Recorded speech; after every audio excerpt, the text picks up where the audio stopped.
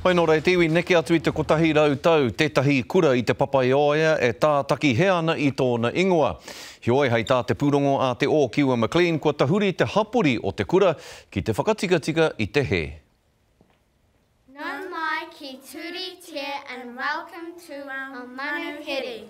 Nā wai I tiritea, ka turitea. I think that it is really important that we've made this decision.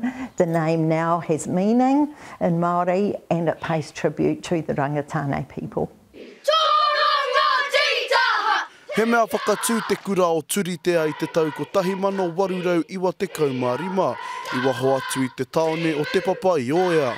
Engari I tapaina e te kaunihera ki te ingoa o tiritea, he hapa nui. Mai anō. Ko te reo te Māori o te mana Māori, nō reira kei te whakamana mātou I te reo Māori. It's really exciting, it's really important for us at Turitea that we can have some integrity when we say that we uphold te tiritea Waitangi. Mo ngā taurua te kaumāono kāhipa kua mōhio te kura mo tēnei hapa. Nō te tau kāhori whakatakotori ai e ngā whānau te mānuka ki te poari. There have been some mistakes and this is our opportunity to make those right. So, as a board and as a school community, we've seen this as the right thing to do.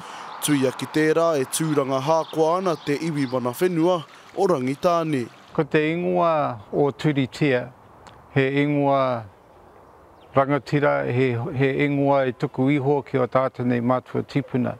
Ko te whakamarama o te ingoa o te Turitea, ko bright, clear water. E hea ke nei ngā wāhi huri I te motu e he ana te whakapuakina o te ingoa tika. E mōhio tiana whanganui ko Wanganui, a Pitone ko Patauni, me ki ko te kura o Turitea tēnei kei te parai te ara tika hei whai, mā te katoa. It takes us on that next step of our journey as a school. Hei te tau e tū mai nei mana I te ingoa take o Turitea, me te ki taurangi e kore amuri, e hokia, te o Kiwa McLean, te kariri.